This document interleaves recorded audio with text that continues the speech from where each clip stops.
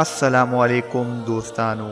د پښتو د غزل شهنشاه خیال محمد رښتیا وفات شوی. که غواړئ چې تاسو ته هم خبر شئ نو ویډیو تر اخره وګورئ، او که زموږ چینل مو تر اوسه پورې نه سبسکرایب کړی نو زموږ چینل هم در سره سبسکرایب کړئ او په خوا کې ورسره د ټلۍ نشان هم ووهئ چې زموږ هم دغه رنګې نوې معلومات او تازه خبرونه د ټولو نه اول تاسو ته ضرور رسي.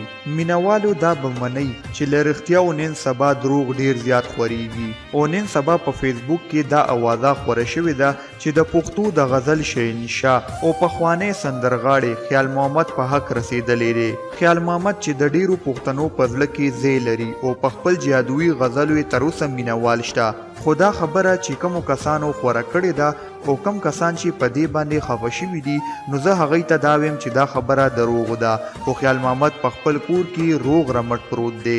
د پښتو د ژبې مشهور شاعر فاروق فراق هم په خپل فیسبوک پاڼه لیکلی دي چې خیال محمد د مرګ په حواله چې چا هم دا غیر ذمہدارانه پوسټ په سوشل میډیا باندې خپور کړی دی او د ټولو پښتنو زړونه دردولی دي. استاد خیال محمد الحمدلله روغ رمټ دی او دا وخت په خپل کور کې دی. فاروق فراق دا هم لیکلی دي چې د خیال محمد سایه دې زموږ په سرونو باندې قایم وي، آمین. او دا دویم ځل دی چې دغه ناروا عمل تر سره کیږي. نو زما د هغه کسانو نه خواست دی چې کم کسان دارنګې دروغو خبرونه خوروي او د خلکو زړونه دردوي نو هغوی دې دارنګې غلط قدم نه اوچتئ، ځکه چې د هغوی په دې وړه خبره باندې د ډیرو مسلمانانو زړونه دردیږي.